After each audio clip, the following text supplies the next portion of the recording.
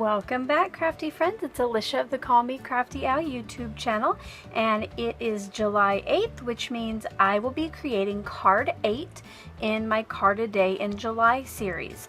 Throughout this month, I plan on making 31 cards, and a couple days ago I announced that I'm going to be giving them all away to one lucky subscriber. So I will link that video in the description box below and pop it up in the upper right corner now. So go check that out, see how you can win all of the cards you see here in front of me, plus any more I make this month. Here are the first 7 cards in the series, and I have used Paige Evans Turn the Page kit for most of these cards. And today's card, I will be using that kit again. I'm going to use a 4x6 from the kit to create a shaker card that uses tulle for the shaker instead of your traditional transparency or plastic or sheet protector.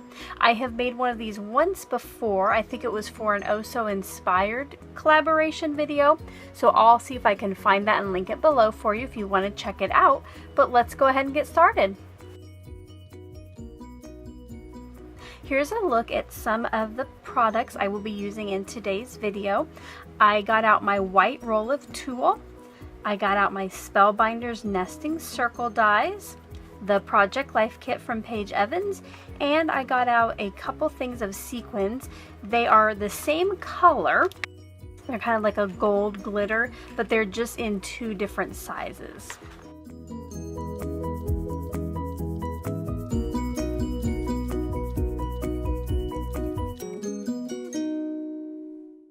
I will be using the I Believe in the Good Things Coming 4x6 card for my focal point today. And what I'm going to do is use those circle dies to trim out the sentiment in the middle. That's going to be separate from the pattern around the outside. But before I do that, I want to go ahead and cut my card down to 5 1/4 inches wide.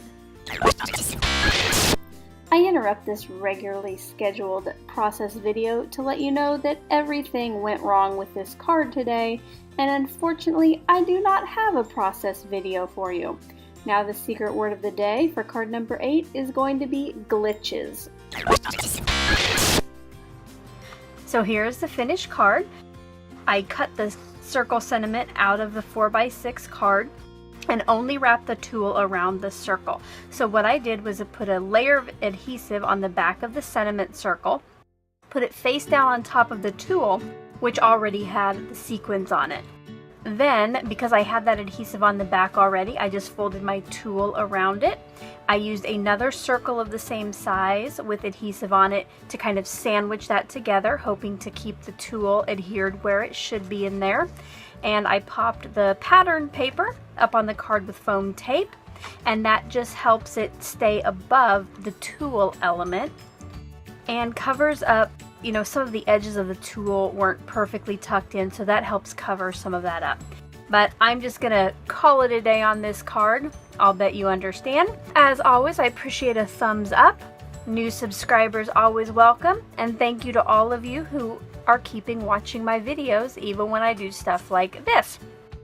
I will see you back here tomorrow with card number 9. Until then, I hope you're having a crafty day. Bye-bye.